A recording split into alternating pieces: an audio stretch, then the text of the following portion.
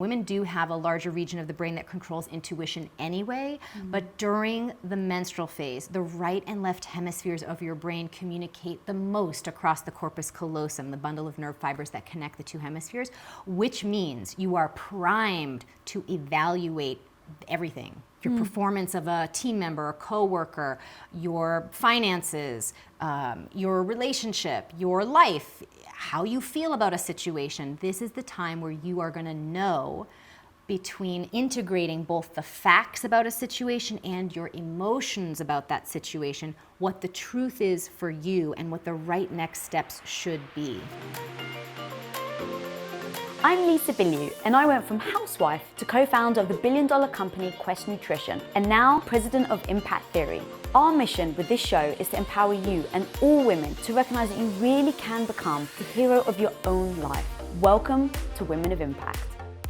Did you know that women's menstrual cycles are now considered to be the 5th vital sign after pulse, temperature, breathing rate, and blood pressure? Think about that for a second. That's how important we're discovering our periods to be.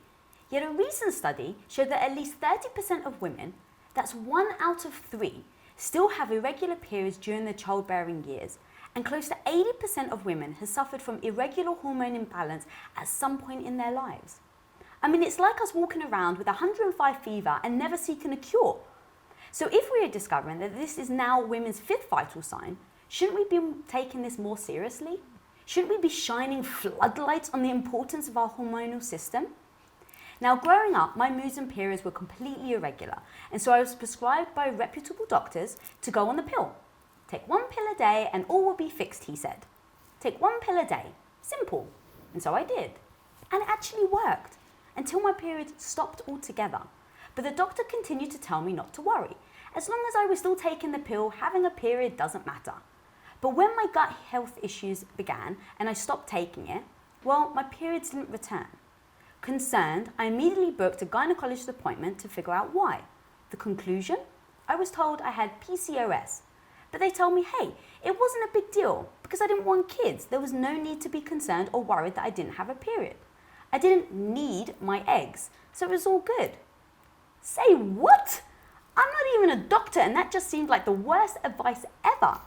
I was having mood swings, brain fog, low energy, and I was tired all the time. But sure, my hormones have nothing to do with that, right? So you can imagine my utter freaking excitement about today's Women of Impact.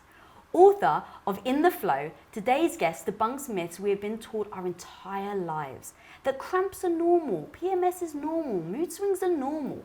She also shatters our belief that we should optimize our life to a 24-hour circadian rhythm, but rather a 28-day infradian rhythm, showing us how to leverage our hormonal cycle by tapping into the strengths at certain times of the month. So we know what day to best ask for that promotion, the best time we should do yoga or cardio, when to be introspective and gentle with ourselves, and when we should lean into our inner badass. So guys, please help me in welcoming the woman that is showing us all that we don't have to be hormonal victims, but instead use our hormones as a way to tap into our superpowers. The biohacking pioneer herself, Alisa Vitti. Welcome to the show, girl. Well, thank you for having me, and thank you for really framing the problem so well. Your book is mind-blowing. And so even for people at home right now that's like, I don't really want to hear about periods or hormones, they've got to get that out of their head, because what you have laid out in the book is so incredible, that how we can use our periods, our menstrual cycles as a massive strength and where we fall short. So where I want to start this interview is let's start debunking the myths. And if we start there, then we can kind of go down that rabbit hole. Well, for me, the reason why I wrote this book after Woman Code was because I was really wanting to answer the question, why are women getting sicker and sicker, right? Over 50% of women now are suffering from hormonal issues, autoimmune issues. Most women you talk to in your circle of friends or colleagues, everybody feels stressed, burnt out, overwhelmed. And yet, if we look at the past decade at least, we have a sort of a geometric growth in content around wellness, right? I mean, everybody's putting out articles about hormones and what to eat. So I wanted to understand why. Why is this happening? If everybody has the information about endocrine disruptors, why are we still struggling with these issues? So in my research, I discovered two things. The first thing that I discovered was the fact that women in their reproductive years are actively left out of medical, fitness, and nutrition research. This is important because everything that you're reading about, intermittent fasting, keto, high-intensity interval training, whatever, all the biohacking stuff, all that research is being done on men and postmenopausal women. It's leaving you out, but you're being told that you should try it. And what I've been seeing is that women are trying it and they're not either, at best, not getting results, or at worst, they're hurting themselves. Interesting. So that was the first thing that I sort of looked at. The second thing that I found was that we have this second biological clock, a second biological rhythm that we in our reproductive years only have. Everybody has a circadian rhythm. We all know what that is. If you're wearing blue light blocking glasses right now watching this episode, you are obviously on top of managing your circadian rhythm. But in your reproductive years, you have this second biological rhythm that is equally, if not more important for you to take care of than your circadian rhythm, and it's called the infradian rhythm, which nobody has heard of before. Okay. And this infradian rhythm is so exciting because it's the answer to why we're all feeling off. Fundamentally, the issue is that we're all living, eating, and exercising in ways that disrupt our infradian rhythm. And this is why everybody's feeling burnt out and overwhelmed. This is why you might be still struggling with weight, even though you're just doing it all the time at the gym. This is why you might feel like your energy is not where you want it to be. This is why you feel like you're not getting where you want to be in life. You're living, eating, and exercising in a way that disrupts this infradian rhythm, and this infradian rhythm impacts 6 key systems of your body. All right, let's break down those 6. The brain, the metabolism, the immune system, the microbiome, the stress response system, and the reproductive system.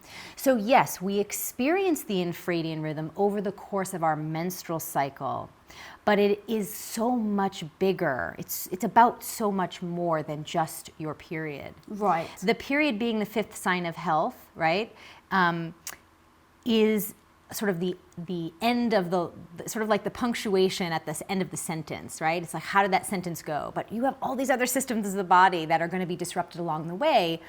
And there's an elegant solution that I created that I outline in this book called the cycle syncing method, which introduces us to this new way that we as women in our reproductive years with an active infradian rhythm must eat, exercise, and live so that we are not disrupting our infradian rhythm, but supporting it. And then we start to thrive in all these systems of the body and in every aspect of our lives. And that's what I love. Doesn't matter what you're going after, to Yeah. understand ourselves, then we can optimize it to however we like. So for me, it would be not being as tired as much because I want to keep working on my business. For somebody else, it may, hey, I just want to have energy so I can look after my kids because now they're getting older, they're running around. So I come from, I want to understand it first, and then I want to actually know what to do about it. Good. So explain the circadian rhythm and why that's great for men, and then if you can break down the infradian rhythm and why that's actually good for us.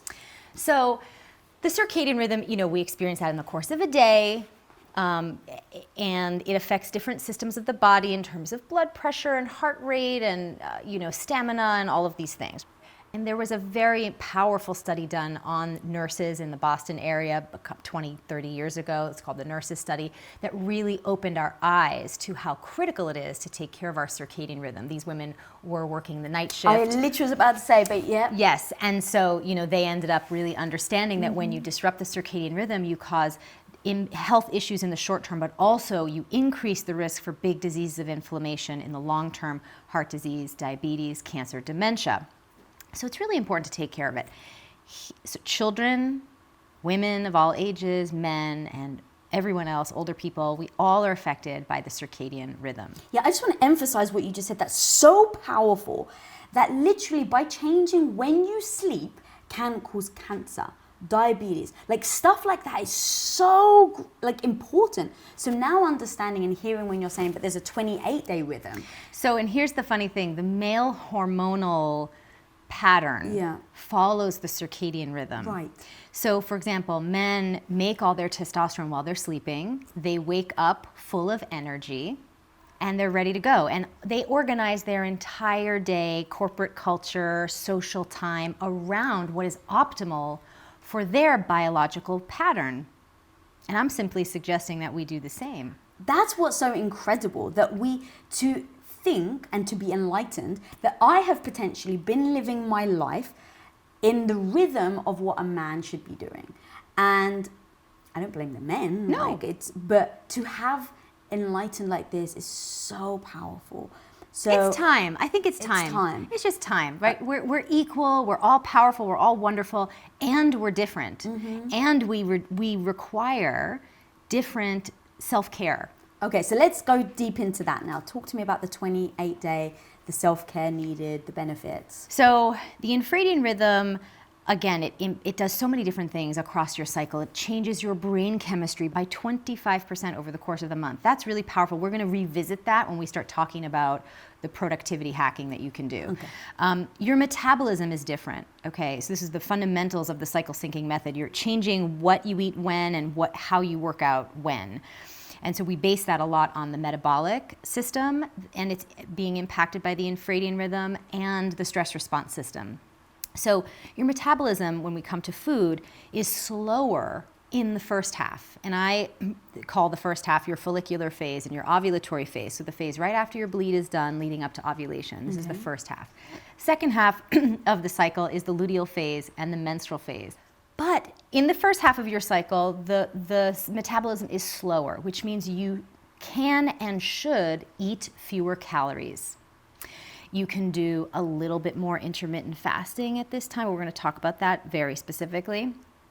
And you can do more raw foods at this time. Do we know why that happens at the first half of your cycle? This is just one of the effects of the infradian rhythm, is to conserve energy. So women, because of the fact that we 3D print tiny human beings, no big deal, no problem, nothing major. Nature imbued us with an extremely efficient metabolism when it comes to nutrient conservation. Okay. And so the second half of the cycle requires a huge energy output. So we need more calories. The metabolism speeds up in the second half, in the luteal and the menstrual phase, so that you can do all the activity of thickening the lining of your uterus, if there is conception, going through that whole process, making all of these extra hormones in the luteal phase. You have a huge surge of the output of progesterone and estrogen. There's a lot to do. So you need more calories, right, to do it. Precisely 237 more calories per day. That's very bloody precise. Very precise. So that's the thing. The problem is that we've been told this mythology that women's metabolisms are slower, which is not true. They are just dynamic. Men's metabolisms are static. They're the same every day. Interesting, okay. And that's why they should eat the same way every day. We should not. Okay, because we have a changing dynamic metabolism.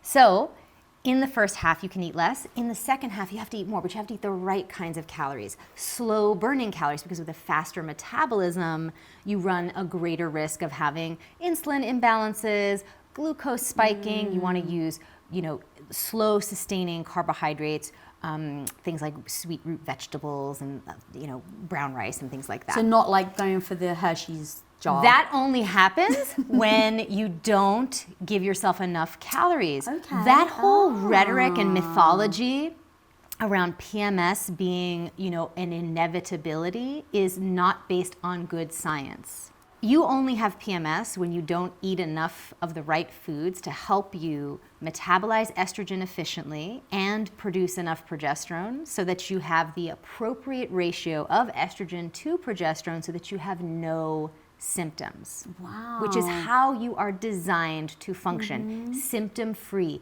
cramp-free. Cramps, here's another piece of mythology. Yeah. This whole mythology around you're supposed to be in pain. It is a curse to be hormonal. First, let me just set the record straight. Everyone is hormonal. Men, women, children, old people, young people. Without hormones, you're dead. So here we are. You have this cramp thing. If nature designed you to be in pain, if nature really was trying to curse women with the short end of the biological stick, you have these 3 prostaglandins that control uterine activity.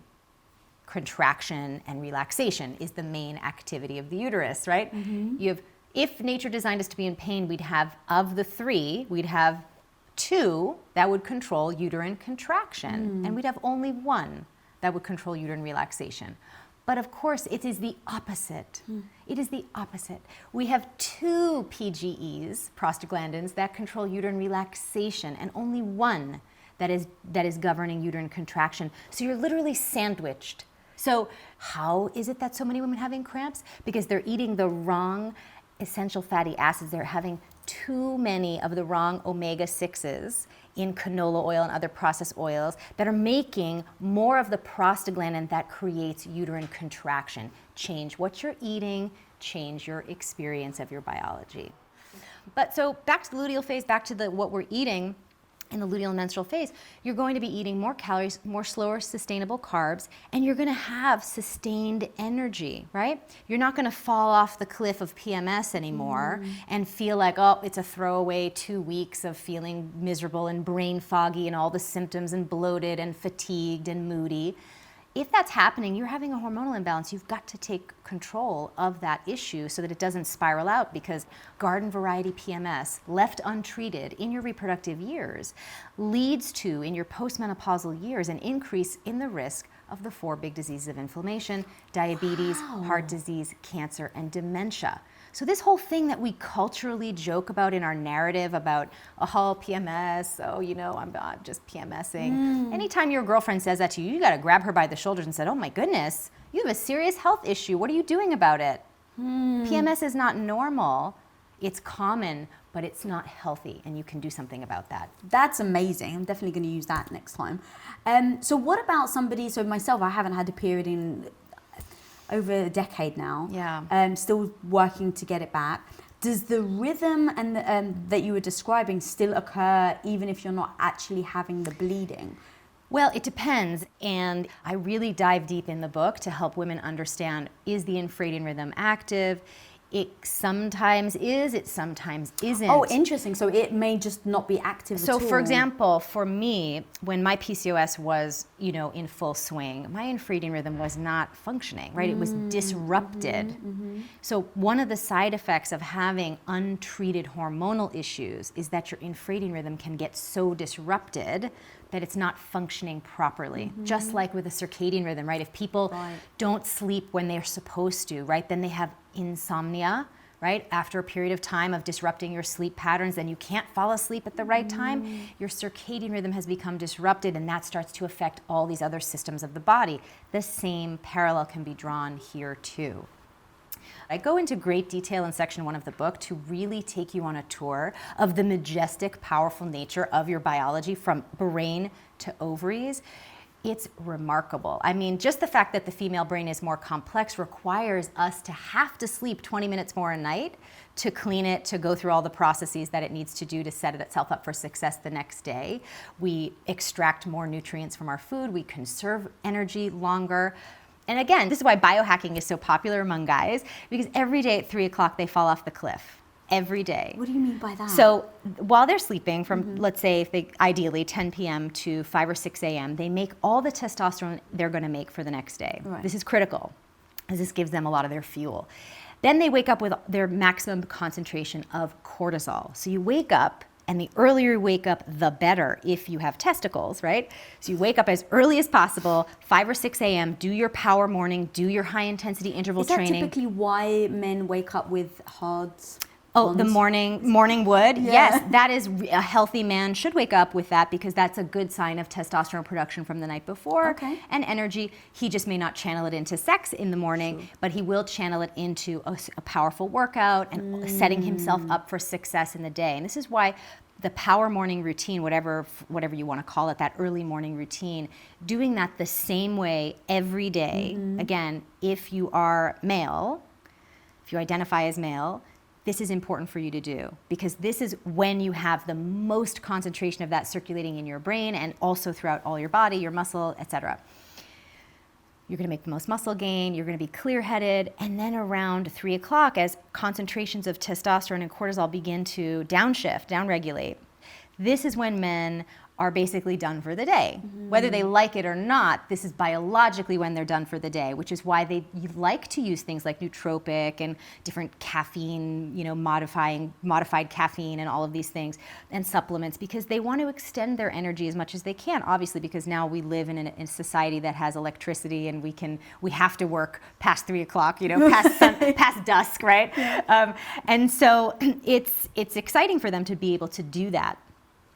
But this is also why corporate culture is set up for that early morning power meeting and happy hour around 4 o'clock, because this is what is optimized for male biological rhythms.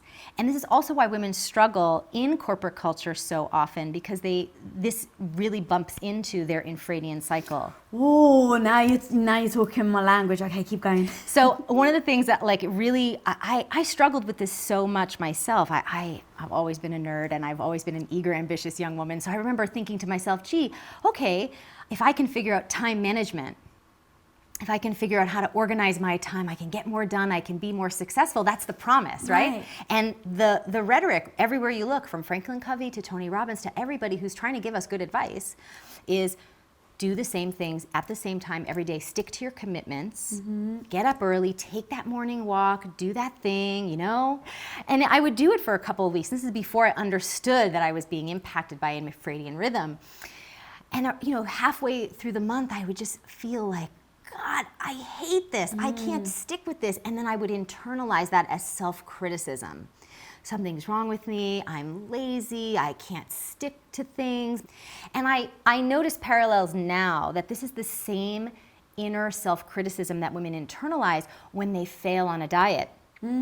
Or fail with a fitness program, because they think, gee, everybody said if I just did high intensity interval training every day, then I'd lose weight. Or if I ate the same diet every day, that I'd get the results I want with my energy or my mood or my weight, and I can't stick with it. So something's wrong with me. Or gee, the pill's I don't feel good. So it must be me, right? It's the same conditioning. But it's not because there's some special deficiency in women that we just haven't figured out yet, or women haven't been able to overcome with discipline.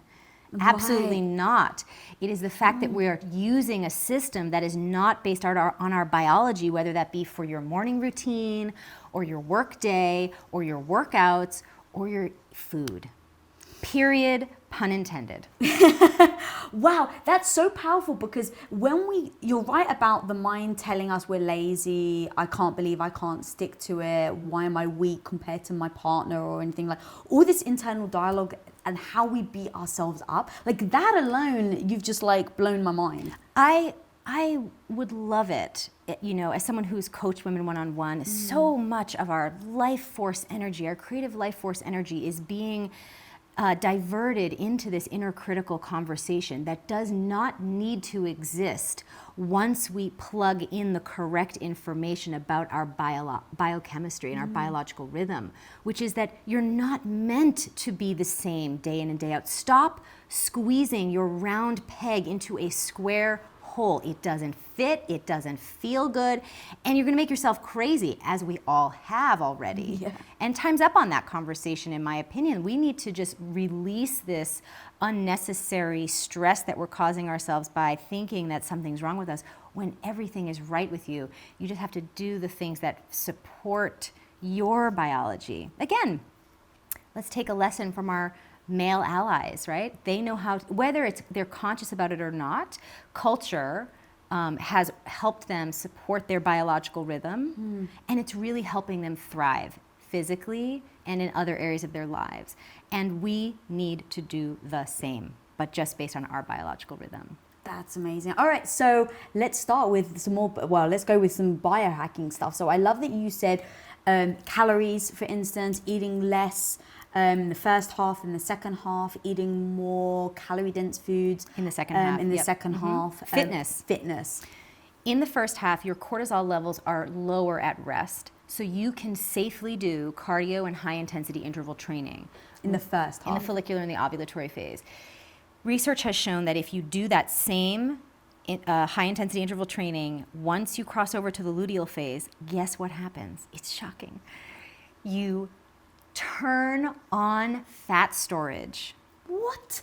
Turn on fat storage and you turn on muscle wasting. This is in the second half. In the second half, if you do high intensity interval training, if you try to be the same, if you try to extend the same workouts and you're restricting calories, will even amplify that effect. How I came across this was years ago, the trend was for women to get fit was to train for a triathlon. I don't know if you remember this, but it was like the big thing to do.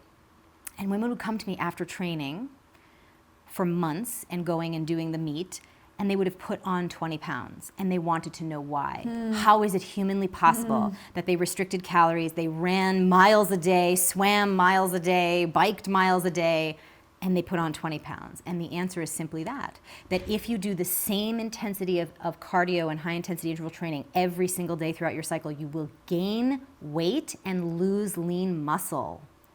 This is such an important piece of understanding that the U.S. women's soccer team trains their female athletes based on their infradian. Do they rhythm. really? Yes, Oh my they God, do. that's amazing. I had no idea. So in the second half of your cycle, cortisol is higher naturally at rest.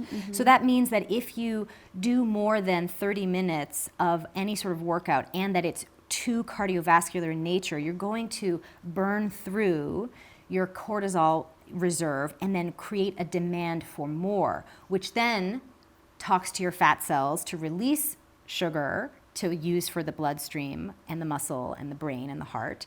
But then because you have more need for calories and you have to then, to get more cortisol to be made, you have to steal it from pregnenolone, which is this mother hormone that makes hormones. Now you're going to be decreasing progesterone, you're going to be messing up your cycle, disrupting your blood sugar levels, impacting cortisol levels, and all of this combined has the net effect of causing you to store more fat on the body and making it harder for you to have a healthy cycle long term. And is that sometimes then why we find low energy, because we're doing it all wrong and we're messing it up? If you're restricting calories in the second half and doing high intensity interval training, you are going to feel crashed out. Right. And that may take you days to recover, depending on how sensitive you are from a blood sugar point of view. And I also want to backtrack and just set the record straight with intermittent fasting and keto, because I dropped it earlier. So we all know the research is in intermittent fasting has all these wonderful anti-aging benefits and protects the cells and protects the brain and improves insulin sensitivity and has wonderful, wonderful benefits for people. Same thing for keto, etc. But the little bit of research that has included women with an active infradian rhythm has found that these diets do the exact and extreme opposite. This is going to worsen insulin sensitivity. Interesting. It's going to increase brain fog. It's going to disrupt your thyroid, right? T3 especially. And it's going to shrink your ovaries.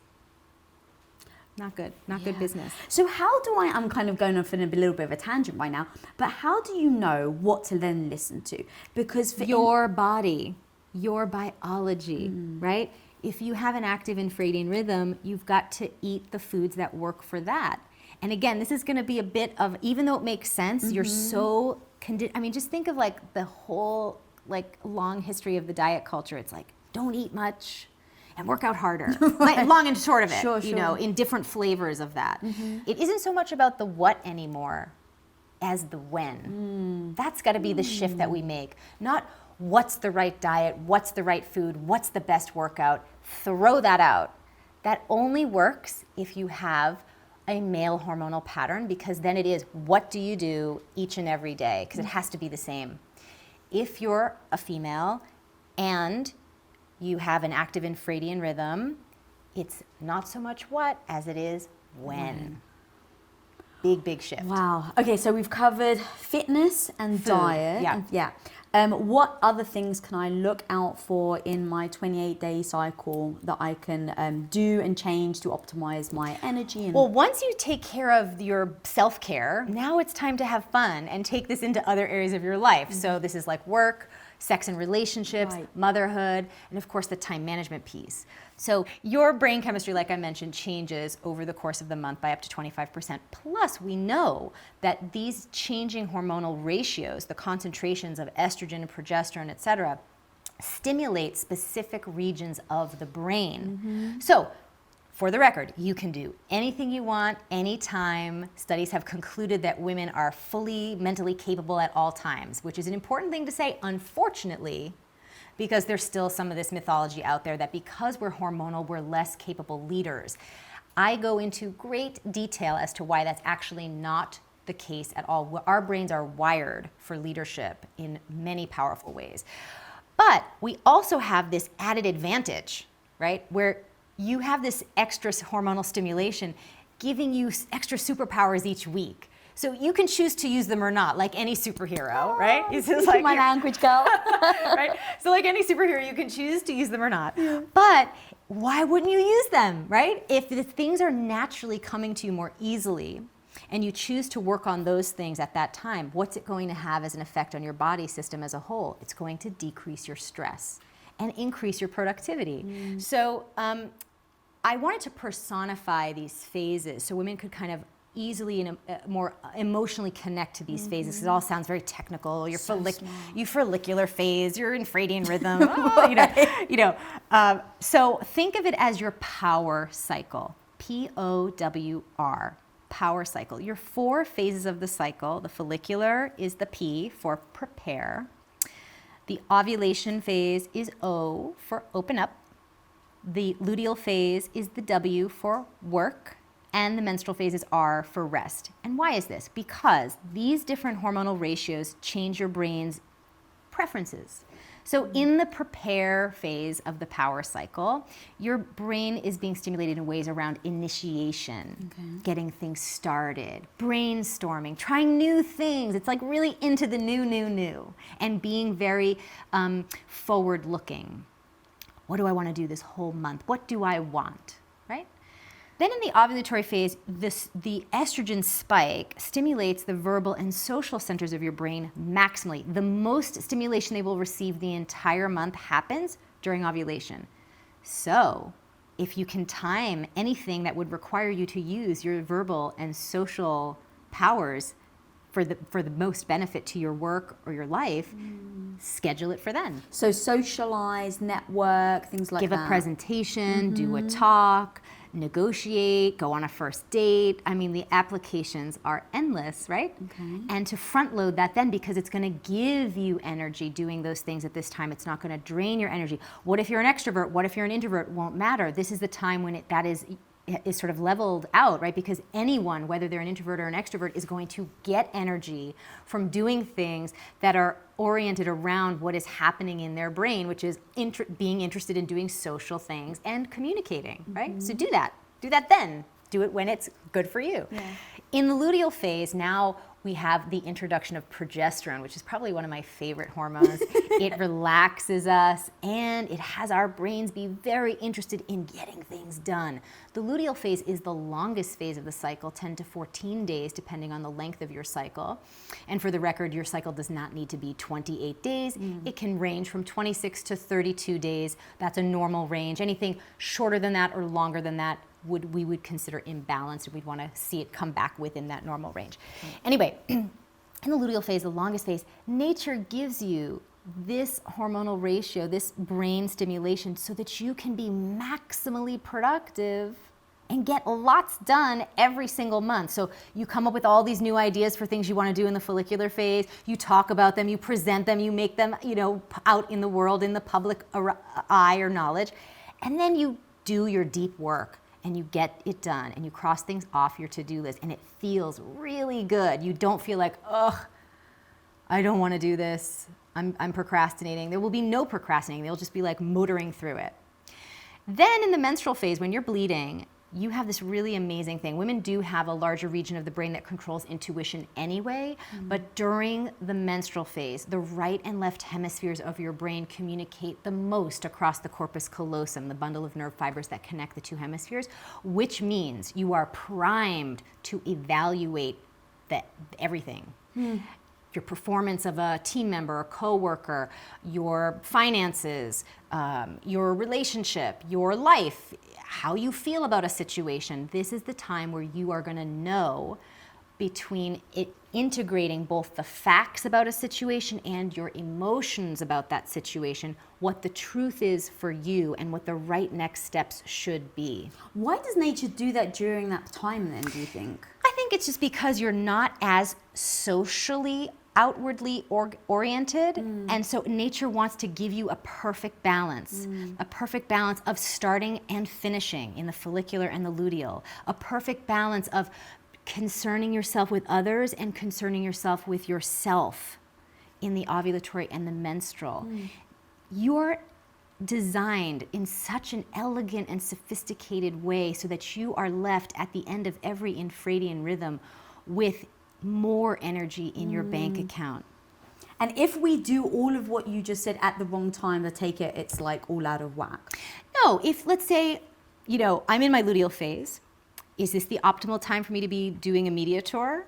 Some would say, well, no, because your verbal and social centers aren't stimulated.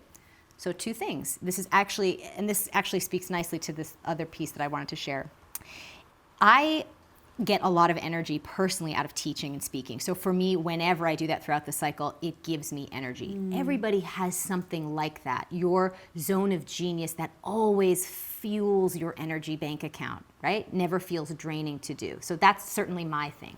But regardless, you have to do things to nurture yourself in extra ways to offset some of the things that you might be doing out of phase with your cycle.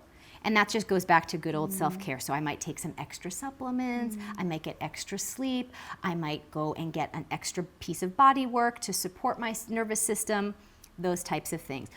Like I said, you can do anything that you want. It's not about managing how much time you have in the day and how much you can squeeze in whenever life demands, but it's about managing your energy. And you manage your energy by taking care of your infradian rhythm, right? So the other thing that I wanted to come up with for myself, we were talking about those power mornings and how I couldn't stick with them. The other thing I couldn't do was stick with any of these time management systems. I have tried everything. I don't know about you. You pick a journal, you pick a bullet journal, whatever. I mean, I don't care the names. Women feel like failures when they make a plan and they can't stick with it. And again, it's because we don't have a time management system that actually incorporates our infradian rhythm. So I built one for us. It's in chapter 6 of this book. It's the world's first planner, time management system that incorporates the circadian and the infradian rhythm and helps you learn what to do to compensate when you're doing something that is say out of sync with that phase because you have a deadline that's not in your control, which happens all the time. Somebody wants an article from me, I don't feel like writing it. It's a little bit of a drain on my system. I know what to do to biohack my way back into the flow, right? That's what biohacking as a woman looks like. Right. It's not about compensating for, falling off that energy cliff every day. It's about making sure that you don't continuously drain your energy, but instead really continuously put energy into your energy bank. Yeah, that's what I was going to say. I worry that if people then try to keep to this and they don't, that they end up getting more stressed because they're like, oh, well, I know that I should be going to this, type of... You can do anything at any time. What you have to do is start having that listening and response relationship with your body, right? And then start to do some experiments. Like, okay, I'm going to just change my workouts according to where I am in the infradian cycle. I'm going to do the cycle syncing method, but just for my exercise. This is a place where a lot of women like to start. They either like to start with the food or the fitness. And then they're like, wow, I feel so different and better. I want to do more. Then take on the food piece. Then you can start to get more sophisticated with your time management. It becomes like second nature. It's not as complicated as it sounds. This is based on my experience of 20 years of coaching women one-on-one. And this is my own lived experience as well. The psychological byproduct of trying to be the same every day as a woman is that we feel like we have to be perfect. Same equals perfect, right? And dynamic is bad. And we criticize ourselves for wanting to be changing, and we strive for this idea of perfection. And that manifests in weird ways when we try to take on something new. We're like, oh, well, if I can't do it perfectly, I'm not going to do it at all. This is going to heal you of that. Okay. Right? This is going to heal you of that because you do not have to do this all the time. You do not have to do it perfectly. In fact, I just say start with one of the aspects of it, and with the food, just do 50%, right? You'll build up to do more. You're going to want to do more, but you're going to get results from doing it badly, and you're going to be healed of this perfectionist byproduct of thinking that you're supposed to be the same every day.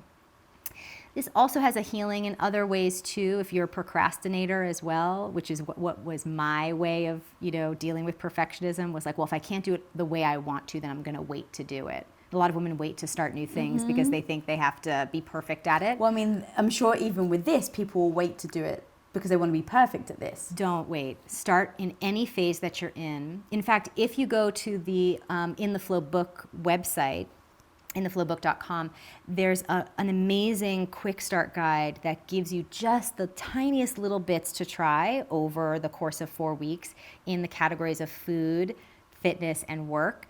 And if you just start with that, you're going to see these enormous results, and you're going to see how easy it is to just make this simple change, to change while you're changing. And it's just addictive to be living in sync with yourself. It feels really good because your body is like, relaxing, the stress levels are going down, you're feeling excited about the things that you're actually working on at the time you decide to work on them. And this is just your self-management. Once you have your infradian rhythm supported, then we can start to have fun and get better results at our work, in sex and relationships, and to make motherhood more sustainable. I mean, let's just talk about sex for a minute. Did you know that 60% of women are sexually unsatisfied? Interesting. And of course, I look at everything through the lens of the infradian rhythm. It makes total sense. If you don't know what your predictable changes are, then for you, sexual pleasure is going to feel very hit or miss. You are literally going to have a conversation with yourself like, gee, I wonder why last time it was like fireworks and this time I think something's wrong with my libido. A lot of women have come to me over the years thinking that something was wrong with their libido, that they had libido issues, when in fact they just didn't know where they were and how to change things across their infradian cycle. And then once they did, they could maximize their orgasmic potential and their pleasure in general. For example, there are dry phases of the cycle and wet phases of the cycle. Yeah, I heard, let's talk about this. So there are times of the month, depending on which phase you're in, that you are not producing as much vaginal lubrication, and there are other times where you produce a lot. If you don't know just that one fact, I have no idea. Right? If you don't just know that, then every time you have intercourse, right, with a device, a toy, a partner, however it's happening, there's going to be unnecessary friction and pain and no pleasure, right, on the times where you're dry. And you might also think, gee, what's wrong with me that I'm not wet right away? But you're never going to be wet right away in those phases. Interesting. Okay. That's really powerful to know that, right? Because then it's like, okay, this is the dry phase, get the lube. So I break down the different stages of sexual response. We should know what these are because we all rush to climax and we miss out on the massive health benefits of the orgasmic plateau, which helps balance your hormones and supports the infradian rhythm and makes you smarter and more beautiful and age slower and all of these things, right? If you rush to climax, first of all, the party's over, and second of all, you're missing out on these health benefits. But in different parts of your cycle, you need more clitoral stimulation to achieve the orgasmic plateau and climax. And in other parts of the cycle, you need less to achieve orgasmic plateau and climax. Don't you think knowing that would be really helpful, right? So this is your birthright to have this information. It's in chapter 8. Amazing. And what I love about that specifically, I mean, look, apart from it's always great to have amazing sex, but beyond that, I find that as a woman, when I've had painful sex in the past, and when I do, it really does then have a knock-on effect to how I feel about myself. Yes. And how I am around my husband. That's right. And so that and again, we internalize it as inner criticism. Correct. And I think that is another reason why it's so powerful is how, and I've spoken in the past about owning our sexuality and really leaning into it, really does, at least for me, give me an internal strength and confidence that then exudes into everything else that I do. And so hearing what you're saying about the timing, about understanding ourselves, really does, and I really believe this, it will have an impact on me in every aspect of my life, apart from... You bet your ovaries, sister. And don't you think that this information is something that your partner, a male partner or a female partner, would really want to know? Yes. Because it isn't just about you making sure you're knowing where you are, but also empowering your partner to give you what you need and to be able to be precise. A lot of women feel uncomfortable asking for what they want in bed. And I think it's because we lack the information we need to be able to describe what we need properly, right? She's like, well, I need more. More what, right?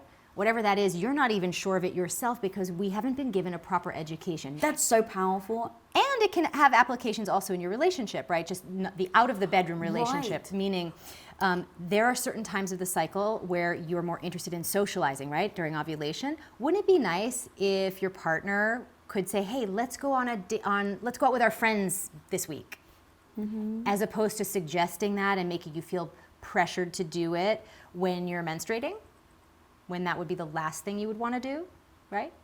Again, and this is something, I put this in the app, the MyFlow app, so there's something called Partner Sync. You can make your partner psychic. So you drop in their email address, and then they get a hormonal dossier of where you are in the infradian rhythm each phase, and it gives them suggestions of like how to optimize, what to suggest for dates that week, and also how to optimize your pleasure. So you're welcome. You're welcome. We have really touched the surface of your book.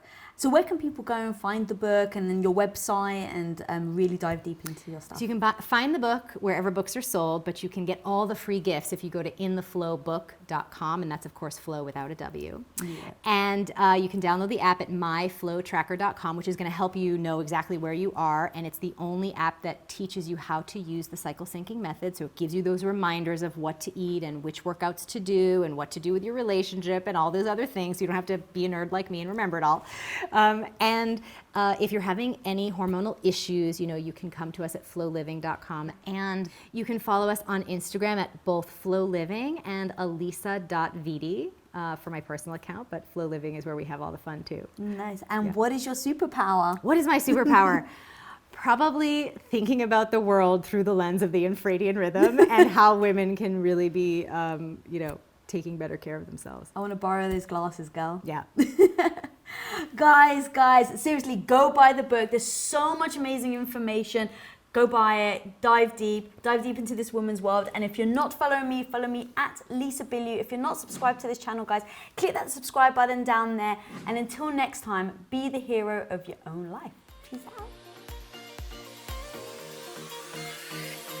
What up guys, Lisa here. Thanks so much for watching this episode. And if you haven't already subscribed, click that little button right in front of you. Click, click, click away. We release episodes every Wednesday, so be sure to get notified. Till next time, go be the hero of your own life.